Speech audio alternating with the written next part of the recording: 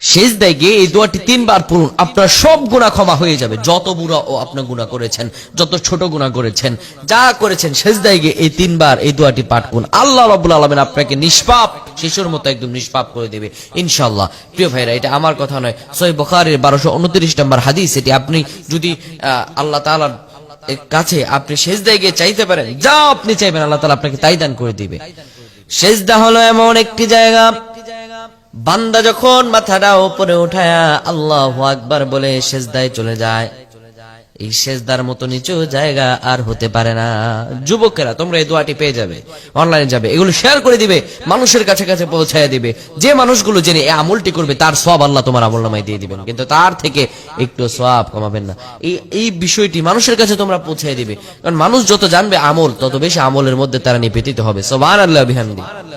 আমার প্রাণের ভাইরা, মানুষ যখন সিজদা যাবে, রুকু থেকে দাঁড়িয়ে মানুষগুলো আল্লাহু আকবার বলে সিজদায় যায়, কপালটা জমিনের মধ্যে ঠেকা, দুনিয়ার সব চাইতে নিম্ন জায়গা জমিন, এই জমিনের মধ্যে কপালটা ঠেকা মানুষ পড়ে সুবহানা রাব্বিয়াল আ'লা, সুবহানা রাব্বিয়াল আ'লা। মানুষ নিজের কপালটা জমিনের মধ্যে সবচাইতে নিচের জায়গায় ঠেকা মানুষ বলে, ও আল্লাহ তুমি পবিত্র, তুমি সব চাইতে বড় উর্দি। এই সিজদায় 3 বার 5 বার দোয়া পড়ার পরে আপনি পড়বেন, ইয়া রাব্বি গফিরলি, ইয়া রাব্বি গফিরলি, ইয়া রাব্বি গফিরলি। ও আমার রব, আপনি আমাদের ক্ষমা করে দেন।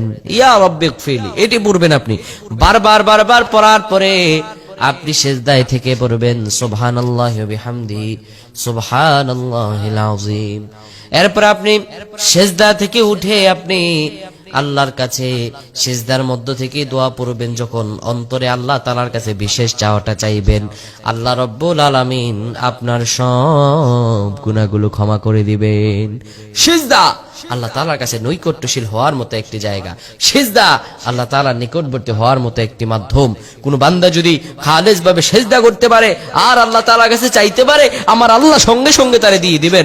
আল্লাহ বলেছেন, আল্লাহু ইউদাইফু লিমান ইয়াশাউ আল্লাহু ওয়াসিউন আলিম।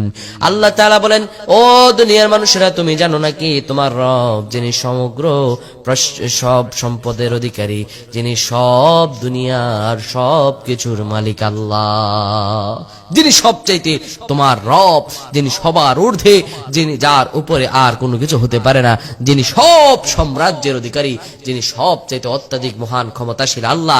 আল্লাহ যদি কাউরে চান ধনভাণ্ডার দিয়ে দিতে পারেন। সুবহানাল্লাহ। আল্লাহ তাআলার কাছে আমরা চাই আল্লাহ আমাদের প্রত্যেককে কবুল করুক। পড়ছি আল্লাহুম্মা আমিন।